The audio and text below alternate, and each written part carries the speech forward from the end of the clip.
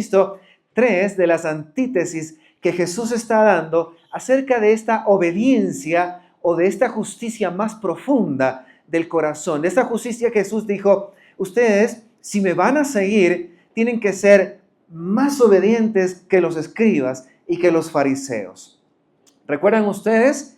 La primera decía, ustedes dicen, no mates, pero yo les digo. ¿Cuál era? El que se enoja con su hermano ya cometió asesinato. La segunda, ustedes dicen, no cometerás adulterio, pero yo les digo, el que mira a otra persona con codicia ya adulteró en su corazón. La tercera dice, ustedes pueden divorciarse por cualquier motivo, pero yo les digo, a menos que sea algo tan grave como una inmoralidad sexual, ustedes no pueden divorciarse. Cuando yo pensaba en esto decía, a propósito de lo que celebramos el día de hoy, ¿a quién le resulta difícil perdonar? ¿Quién puede levantar la mano diciendo, yo no he visto a otra persona y no la he codiciado en mi corazón? ¿Quién de los que están casados no ha dicho también, yo quisiera, a veces por cosas que no son tan grandes, optar por el divorcio? Y Dios nos llama a una vida más elevada. ¿Eso es posible? Por supuesto, de la mano de Dios. Hoy vamos a avanzar a la cuarta de nuestras antítesis. Le he puesto por título ese tema, ¿no es cierto? Todo el mundo miente. Todo el mundo miente. ¿Quién es mentiroso?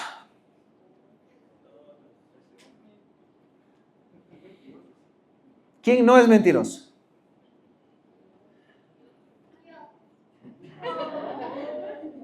¿Quién dijo yo? No, dijo Dios. Ah, Dios. Yo escuché yo. Digo, qué bien.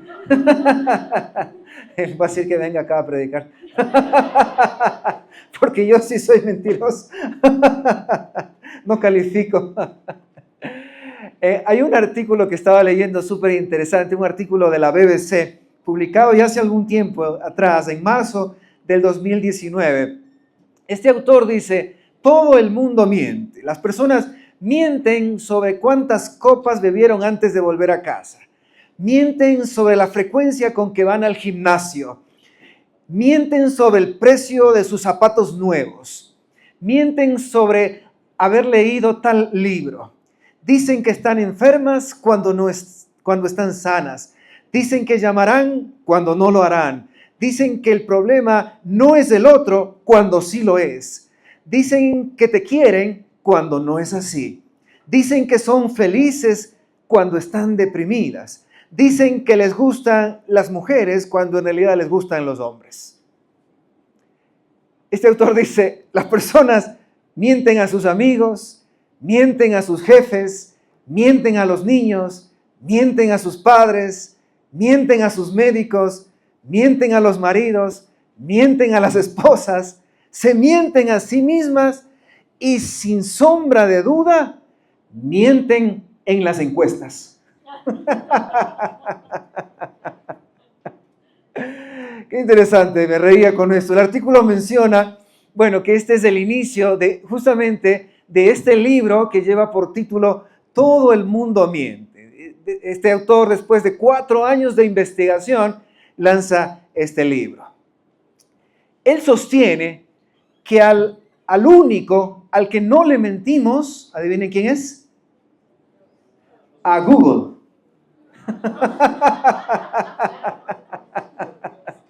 Es al único al que no le mentimos, al que le decimos realmente lo que estamos buscando. Somos por esencia, creo, si somos honestos, somos por esencia mentirosos, ¿no?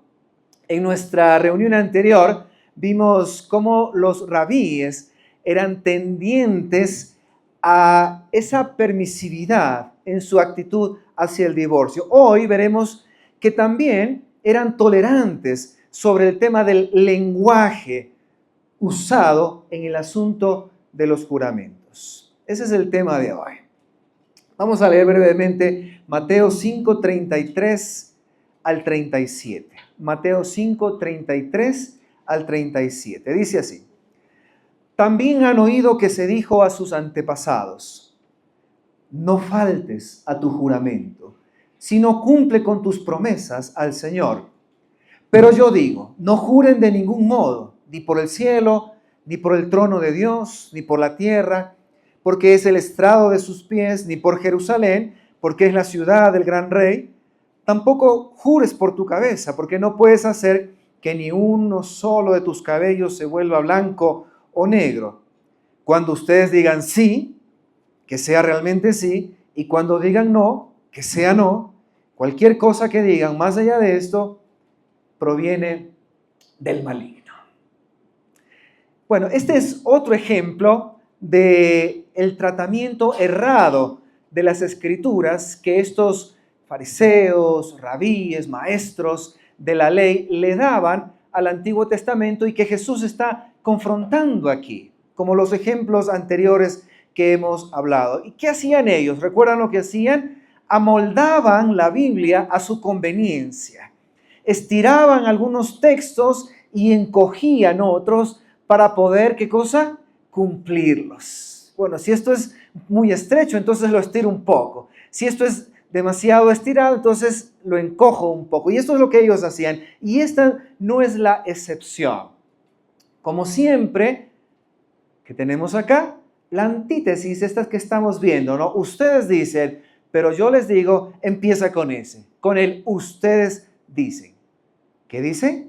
No faltes a tu juramento. Escriban ahí en sus hojitas.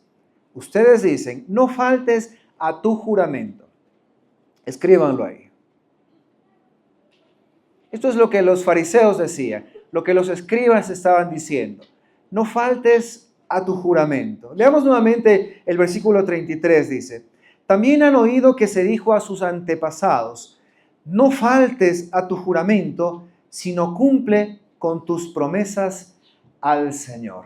Esto es lo que estaban diciendo ellos ahí y en lo que enseñaban a los que estaban aprendiendo, siguiendo a Dios en esa época. Ahora, lo curioso acá, porque en los otros textos que habíamos analizado, sí era como una distorsión del texto original, pero esta parte, curiosamente, no es ninguna cita exacta del Antiguo Testamento. Aquí sí ya se volaron los señores, ¿no es cierto? Esto no es ninguna cita exacta del Antiguo Testamento. Ojo, tampoco es un resumen inexacto de varias partes del Antiguo Testamento. No es ninguna de las dos cosas en la que se puede exigir que las personas cumplan sus votos o que deben guardar los votos que han hecho delante de Dios. Entonces, ¿de qué está hablando acá? Bueno, lo de fondo es esto de cumplir los votos. ¿Qué son los votos? ¿Qué es un voto? ¿Cierto? Cuando uno va al altar, en el matrimonio, uno intercambia votos. ¿Qué es eso? Una promesa, ¿no es cierto? Una decisión. Bueno, un compromiso. Bueno, los votos, estrictamente hablando, son juramentos. Esos son los votos. Son juramentos en los cuales una persona recurre a Dios como testigo de su voto y demanda el castigo de Dios si lo rompe. Eso es un voto o un juramento específicamente, ¿no es cierto? Entonces, acá Moisés con frecuencia parece haber hecho hincapié en lo malo de jurar en falso y en el deber de cumplir las promesas que uno hace con el Señor. Eso es lo que encontramos acá. Y veamos algunos textos. Éxodo 27, ustedes los tienen ahí. Éxodo 27 dice: no uses el nombre del Señor tu Dios en falso. Levítico 19:12, ¿qué dice?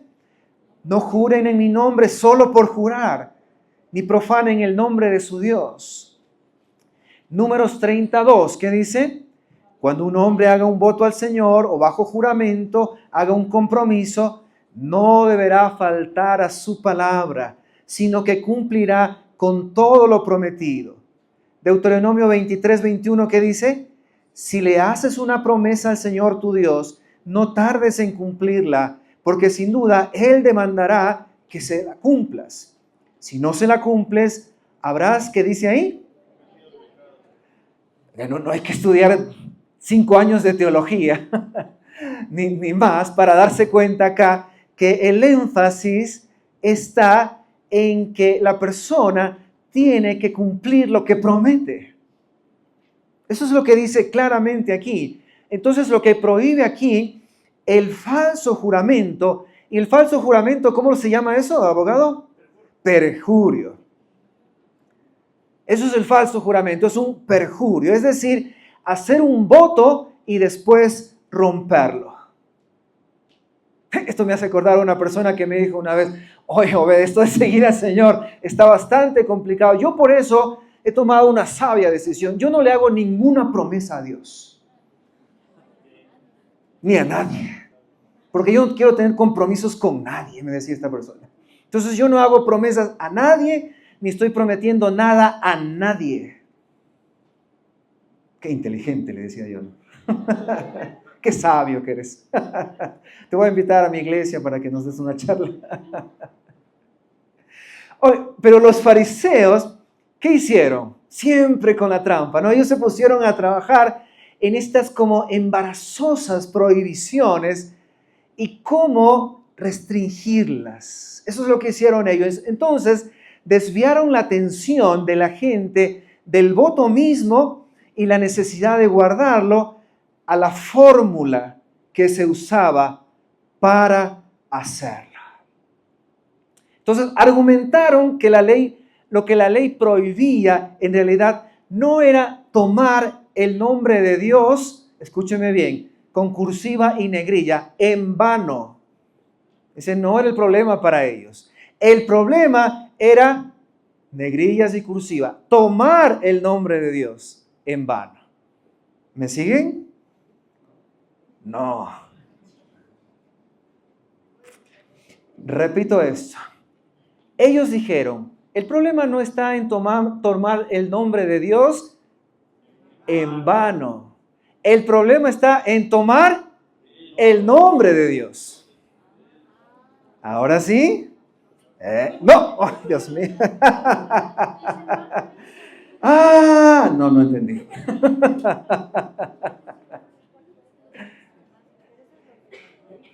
Ellos decían, voy a la tercera, si a la tercera ya no. A ver, ¿quién entendió? Levante la mano. A ver, explíquele a la persona que está al lado suyo. Explíquele a la persona que está al lado suyo. Aquí está, ¿ve?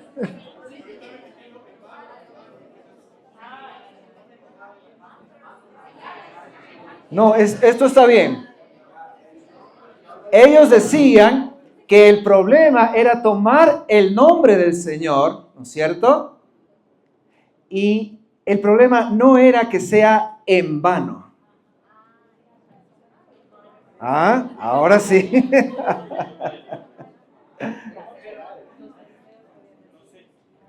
Entonces, ellos decían, el falso juramento quiere decir para ellos profanación, es decir, el nombre profano de Dios, y no perjurio, es decir, violar el juramento. Eso es lo que ellos estaban. Entonces, aquí, a partir de eso, desarrollaron una serie de argumentos, de argucias, de fórmulas, y añadieron solo fórmulas, excluyeron solo fórmulas que usaban el nombre de Dios. Pero si tú no usabas el nombre de Dios, entonces yo no estoy comprometido.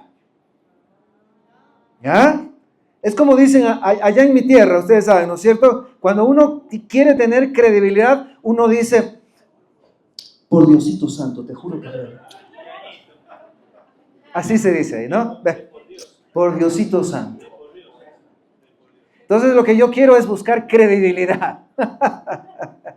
Entonces, ellos decían, no hacía falta ser tan cuidadosos en guardar votos en los cuales no se había usado el nombre de Dios.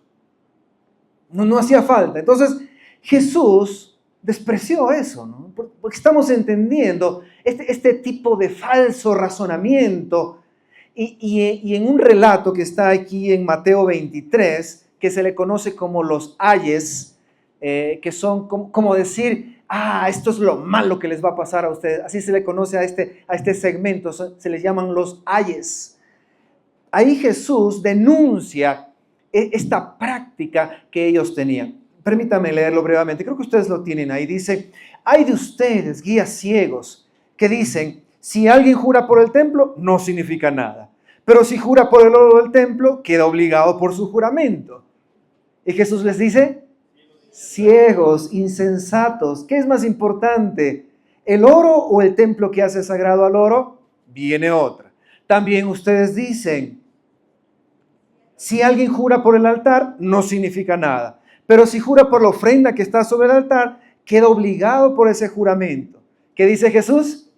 Ciegos. ¿Qué es más importante? ¿La ofrenda o el altar que hace sagrada la ofrenda? Por tanto, el que jura por el altar, jura no solo por el altar, sino por todo lo que está sobre él. El que jura por el templo, jura no solo por el templo, sino por quien habita en él. Y el que jura por el cielo, jura por el trono de Dios y por aquel que lo ocupa. Entonces, y está hasta un poco enredoso eso, porque así justo es lo que ellos querían, ¿no es cierto? Que sea enredoso. Si juras por esto, entonces vale. Si juras por lo de acá, no vale. Si usas acá, vale. Y si no usas lo de acá, no vale. ¿No es cierto? Como cuando jugábamos, cuando éramos niños, ¿se acuerdan? Cuando uno hacía esto, ¿recuerdan? Y decía, sí, te voy a prestar la pelota, amigo. Sí, por supuesto, vendrás nomás, sí te voy a prestar. Y tenemos nuestras trampillas, ¿no es cierto? Para desdecir lo que estamos queriendo decir realmente. Y en este juego cayeron ellos. Jesús les corrige. Yo les digo, anoten ahí, no faltes a la verdad. Anoten en sus hojitas, no faltes a la verdad. Esta segunda parte de esta antítesis, ¿no es cierto?, es la que coloca la enseñanza en oposición a estos maestros. Leámosla nuevamente, versículo 34 al 37. Pero yo les digo, no juren de ningún modo, ni por el cielo, porque es el trono de Dios, ni por la tierra, porque es el estrado de sus pies, ni por Jerusalén, porque es la ciudad del gran rey. Tampoco jures por tu cabeza, porque no puedes hacer que ni uno solo de tus cabellos se vuelva blanco o negro. Bueno, yo ya no aplico para esto. Cuando ustedes digan sí, que realmente sea sí, y cuando digan no, que sea no, cualquier cosa además proviene del maligno. Entonces, Jesús argumenta aquí que la cuestión acerca de la fórmula que usemos al hacer votos finalmente no tiene pertinencia alguna. Pienso yo en esto, a veces como que vivimos hoy un renacer de esto de que nuestras palabras tienen poder. Y sí, en un sentido es verdad que nuestras palabras tienen poder. Cuando un padre, una madre tiene poder sobre sus hijos, en dañarlo, en construirlo. Pero nosotros hoy le hemos dado un poder mágico a las palabras, ¿no? Y escucho a veces la gente de las iglesias dicen, yo cancelo eso. Digo, ojalá pudieras hacerlo. O dice, no pienses mal, porque eso se va a hacer realidad. Entonces piensa bien, porque después eso... Y no sucede ninguna de las dos cosas, ¿no? Ojalá no tuviéramos tanto poder para hacerle daño a alguien que me cae mal. Pero eso tampoco es cierto. Y usamos esas cosas, las palabras. Pero detrás de eso lo que enseña Jesús es cuidado. Cuidado. Aquí los fariseos distinguen estas fórmulas en las cuales se menciona a Dios y aquellas en las que no se menciona, pero todo esto es completamente artificial, llamémoslo así. No importa cuánto empeño se ponga o con cuánto empeño lo intentes, porque a veces demudamos el rostro, escogemos las palabras, a veces somos bastante fetichistas dentro de la iglesia evangélica particularmente, y pensamos que el uso de ciertas palabras, el uso de ciertas oraciones tiene algún tipo de poder, y lo que en el fondo buscamos, ¿saben qué es? Controlar a Dios. No nos hemos zafado de este deseo de controlar a Dios. Es que si yo hago la oración correcta, si uso las palabras precisas, si uso el momento adecuado, si levanto la ceja derecha, si bajo la mano izquierda, entonces ahí Dios me va a escuchar. Y Jesús dice, esos son artificios.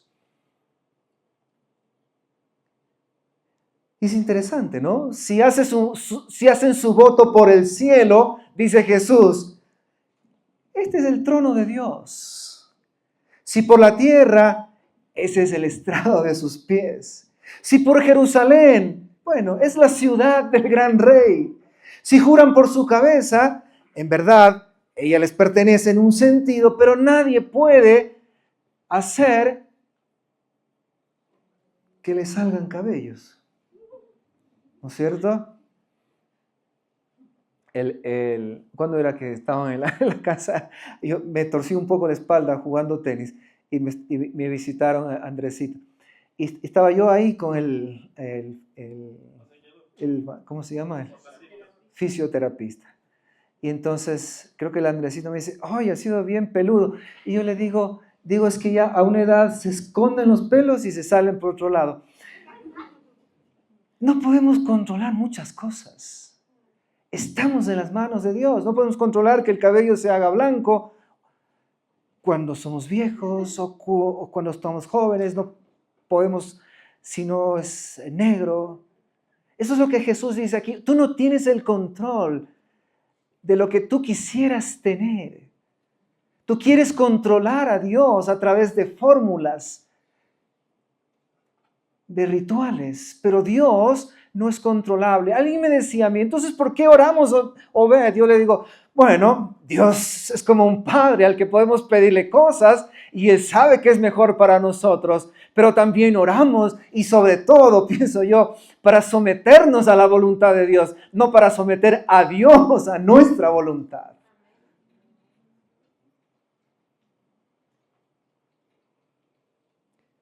Ni siquiera pueden cambiar el color natural de un solo cabello, dice Jesús. De modo que si esta fraseología precisa, ¿no es cierto?, de una fórmula para hacer votos, no tiene pertinencia, dice. Entonces, esta preocupación por las fórmulas no era de ningún modo el propósito de la ley. Y no lo es el día de hoy, el propósito de su palabra.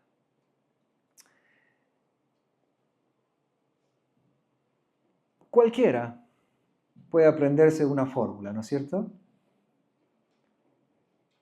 En cierta religión se le llaman mantras. ¿Han escuchado esto? Hay mantras que se aprenden y se repiten, ¿no? Pero en esta religión, que es una religión moralista, no es un problema.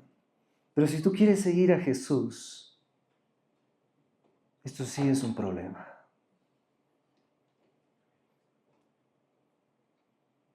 No hay fórmulas. ¿Qué hay? Hay una invitación a una relación. Ay, ¿cómo nos cuesta esto? Porque tendemos, a mí siempre me preguntan, ¿no? ¿Y cómo hacemos para? ¿Cuántos son padres aquí? ¿Te gustaría que tu hijo use frases aprendidas para hablarte cada día? Buenos días, papá. Es un gusto poder saludarte el día de hoy. Me encanta obedecerte.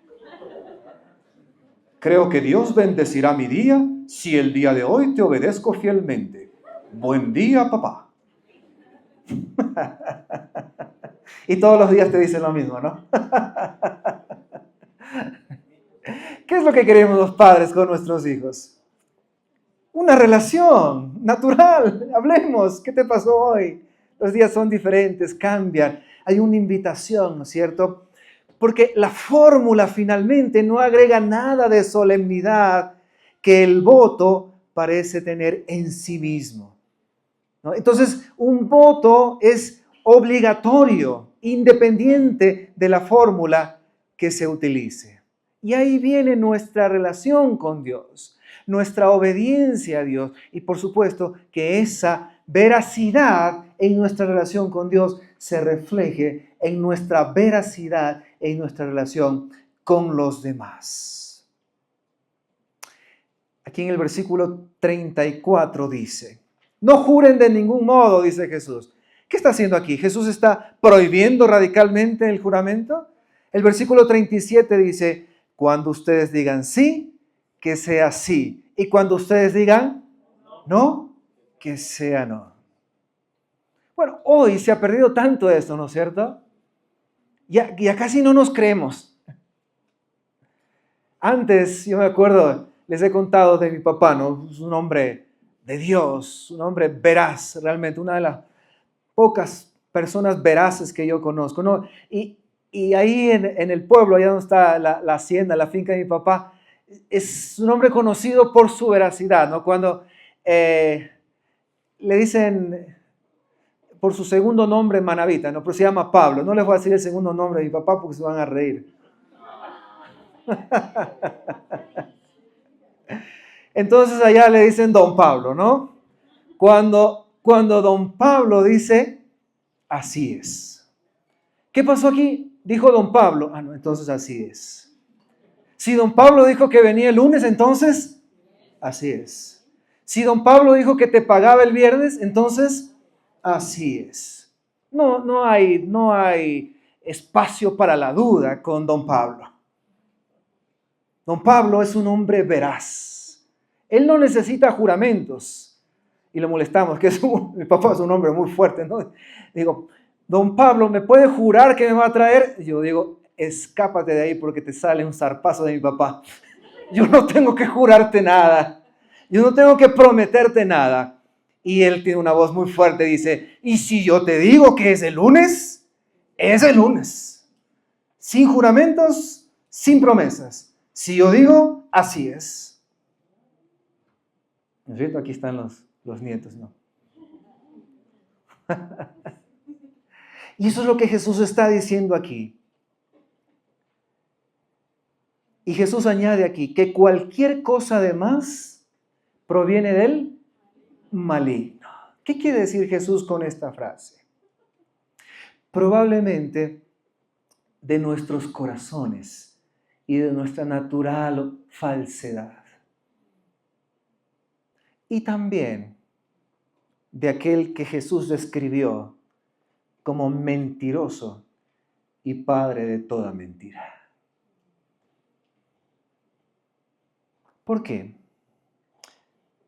Porque si el divorcio proviene de la dureza del corazón humano, el juramento se debe a la falta de veracidad del ser humano. Y la ley permitía a ambos, ¿no es cierto? Ninguna de las dos cosas fue ordenada por Dios. Pero por nuestros corazones endurecidos, entonces esto se vuelve necesario. Ahora, hay dos inquietudes que surgen de esto. La primera, si Jesús está aquí prohibiendo jurar, ¿por qué dijo Abraham, por mí mismo he jurado, de cierto te bendeciré? Esto está en Génesis 22, 16. Si quieren anotarlo, ahí creo que no está la cita. En Génesis 22, 16, Dios le dice a Abraham, por mí mismo he jurado, de cierto te bendeciré. Bueno, Dios jura por sí mismo porque no hay nada más grande por lo cual jurar, entonces te juro por mí mismo. Pero el juramento de Dios no es para garantizar la veracidad de Dios, sino por la incredulidad humana. Segundo, ¿está prohibido jurar de forma absoluta? ¿Deberían los cristianos, por ejemplo, no jurar la bandera? ¿No jurar en un juzgado? ¿En una notaría para dar testimonio bajo juramento? Bueno, algunas personas se han tomado esto de forma literal y creo que son admirables. Yo creo que hay que tener cuidado en no volverse excesivamente literalista.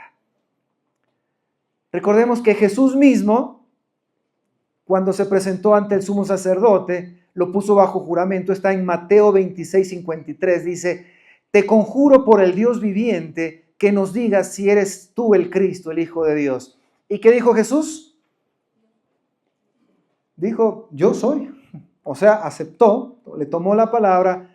Entonces, lo que Jesús enfatizó en su enseñanza fue que los hombres honestos no necesitan recurrir a juramentos y no deberían negarse a prestarlo si alguna autoridad externa lo requiere.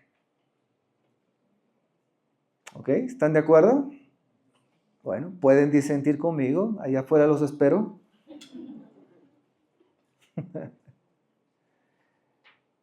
La aplicación hoy para nuestros días no está lejos de esto, porque la enseñanza de Jesús es eterna, no cambia. Jurar, es decir, prestar juramento, es en realidad la confesión patética de nuestra deshonestidad. ¿No es cierto? Porque nos parece necesario introducir mediante alguna fórmula. Una persona me dijo una vez: Obed, te juro por el arcángel Gabriel y por toda la corte celestial, y lo juro por la Santa Biblia, y lo juro por mi madrecita santa, y lo juro. Y entonces esta persona me dio como 20 juramentos, porque en el fondo el propio creo que dudaba de su credibilidad. Y dice: no es necesario, ¿no? Y entonces la única razón para que nosotros recurramos a eso es porque estamos dudando de nuestra credibilidad. Y Jesús dice: que tu sí sea y que tu no sea, sencillamente.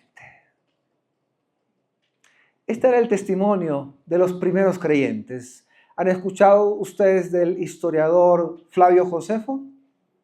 Él dice de estos primeros creyentes: se distinguen por su fidelidad y son los ministros de paz. Cualquier cosa que dicen es también más firme que un juramento, pero evitan jurar y lo estiman peor que el perjurio, porque dicen que aquel a quien no puede creérsele sin jurar en nombre de Dios, ya está condenado. Así vivían estos primeros creyentes. Como dijo A.M. Hunter, dice: los juramentos surgen debido a que los hombres son con tanta frecuencia mentirosos. Los cristianos debemos decir lo que queremos y creer lo que decimos. Debemos apegarnos a la verdad. Dios nos llama a una vida de veracidad. Que nuestro sí sea sí, que nuestro no sea no. Que se nos conozca a todos. No, cuando Obed dice que sí, es sí. Cuando Patti dice que sí, es sí. Cuando Mona dice que no, es no. No hace falta añadirle cosas. Dios nos llama a una vida de veracidad. Con esto termino. Cuando revisamos estas antítesis que Dios nos ha dado, decía yo al inicio, nuestros corazones tienden a engañar y mentimos en cosas sutiles, a veces medianas, a veces grandes, por el temor a la desaprobación, entre otras cosas. Luchamos con nuestros corazones codiciosos, sediciosos. Luchamos con nuestra fidelidad a nuestras parejas en nuestros corazones. Y Dios quiere llamarnos a vivir en esta vida de santidad. El día de hoy decimos, Cristo ha resucitado. Sin la resurrección de Jesucristo, no podríamos vencer ninguna de estas cosas. En la resurrección tenemos garantía en Él, no en nosotros, de vencer estas tendencias o inclinaciones en nuestra naturaleza humana. Jesucristo ha vencido. Alguien me decía, Obed, ¿será que podemos vivir sin pecado en esta vida? ¿Será que podemos vivir sin estas cosas en nuestros corazones? Yo le decía, mira, el pecado siempre va a estar empujando en nuestros corazones, esa tendencia a vivir sin Dios, a autogobernarnos. Pero lo que debería pasar es que el Señor va ganando espacios en nuestra vida, en nuestros corazones, en nuestras mentes, y el pecado debería ir perdiendo su poder. Esa es la victoria del Señor sobre el pecado. Y luego, dice el apóstol Pablo, el último enemigo, ¿no? El apóstol Pablo, en una cultura grecorromana, habla del dios griego de la muerte. ¿Cuál era? El Hades.